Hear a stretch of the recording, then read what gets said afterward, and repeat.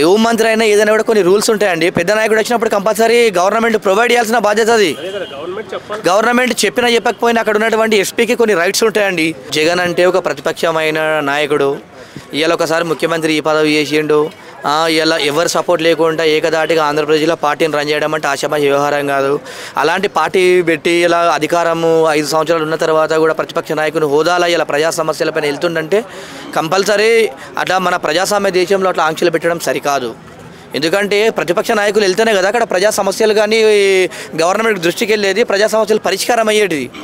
ఇలా అలాంటి దానికి వీళ్ళు 500 మందితోనే పోవాలా, 100 మందితో మాత్రం పోవాలనేది సరికాదు. ఎందుకంటే ఒక ప్రతిపక్ష నాయకుడు వచ్చినప్పుడు వేలాది మంది ప్రజలు వస్తారు.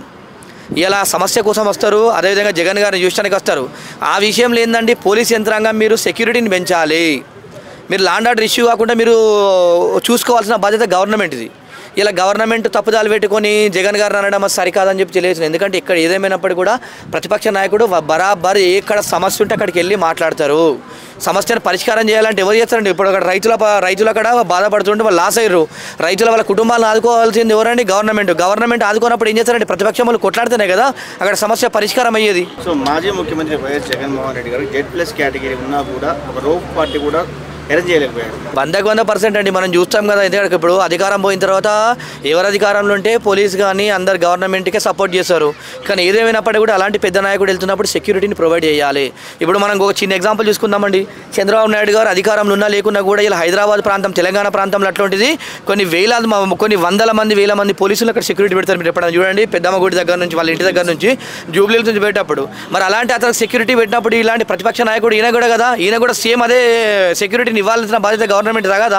ఇలా కంపల్సరీ ఎవరికైనా ప్రజాస్వామ్య దేశంలో తిరిగాకుంది, అందరికీ సరిసమానమైన న్యాయం చేయాలా.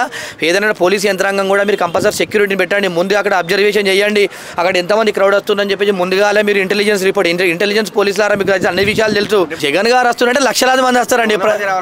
100 మంది రావాలంటే నేను ఆపుతాను, ఎవరు ఆపరు ప్రజలు. ఎందుకంటే అభిమానం అండి. ఒక మనిషి దగ్గరికి వస్తుందంటే వారి మీద అభిమానం ఉంటేనే వస్తారు ఎవరైనా కూడా.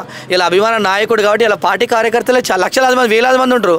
ఇప్పుడు ఒక జిల్లాకి వెళ్తున్నట్టే ఇంకా జిల్లాలో ఉన్నటువంటి ప్రతి ఒక్క చిన్న చితక లీడర్లు అందరూ కూడా వస్తారు. కార్యకర్తలు ప్రతి ఒక్కరు కూడా మా జిల్లాకి వస్తుంటే మేము ఘన స్వాగతం పలకాలని చెప్పి కంపల్సరీ కార్యకర్తలు వస్తారు. ఎందుకంటే ఆ జిల్లాకి ఇప్పుడు ఆయన ముఖ్యమంత్రి హోదా అండి, ఆయన ముఖ్యమంత్రి హోదా నుండి ఓడిపోయినా కూడా ఎందుకంటే ఆ జిల్లాలో మొత్తం రాకుంటే గిట్ట నడవదు కదా. కంపల్సరీ జగన్ గారిని చూడడానికైనా వస్తారు, అన్నని చూసేద్దామని కూడా ప్రజలు వస్తారు. కాబట్టి కంపల్సరీ ఏదేమైనా కూడా లాండ్ ఆర్డర్ను కంట్రోల్ చేయాల్సిన బాధ్యత పోలీసులది. అట్లా జగన్ గారికి ఆంక్షలు పెట్టడం సరికాదు. ఎందుకంటే ప్రజాస్వామ్య దేశం అండి, మనం ప్రజాస్వామ్య దేశంలో ఉన్నాం.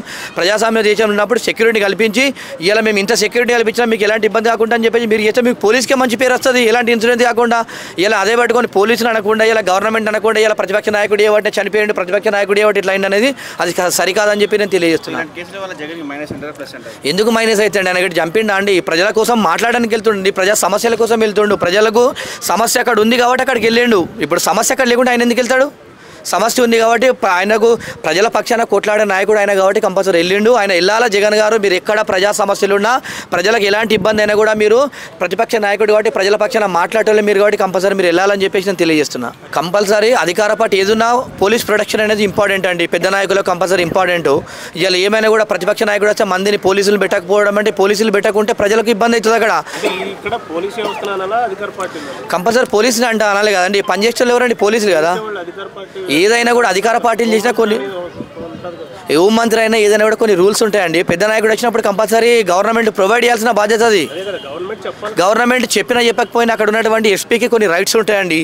IAS అధికారులకు కొన్ని రైట్స్ ఉంటాయి. ఎవరు వచ్చినా కూడా ప్రాంతంకు పెద్ద లీడర్ ఎవరు వచ్చినా కూడా ప్రోటోకాల్ ప్రకారము ఆయన ఒక ఎమ్మెల్యే హోదా ఉన్నాడు, ప్రతిపక్ష నాయకుడుగా ఉన్నాడు. ప్రతిపక్ష నాయకుడుగా ఉన్నప్పుడు కంపల్సరీ గవర్నమెంట్ సెక్యూరిటీ ప్రొవైడ్ చేసే రూల్ ఉంది మనకు భారత రాజ్యాంగంలో. కంపల్సరీ దాన్ని వీళ్ళు విరుద్ధం చేస్తారు. ఏదేమైనప్పటికీ కూడా జగన్ గారు పోతే కంపల్సరీ ప్రొటెక్షన్ కల్పించాలి. ప్రజల ప్రాణాలు కాపాడు, ప్రజల మీద ప్రేమ ఉంటే గిట్ట కంపల్సరీ పోలీస్ ప్రొటెక్షన్ పెడతారు. ఇలా గవర్నమెంట్కు ప్రజల మీద ప్రేమ ఉంటే పెడతారు.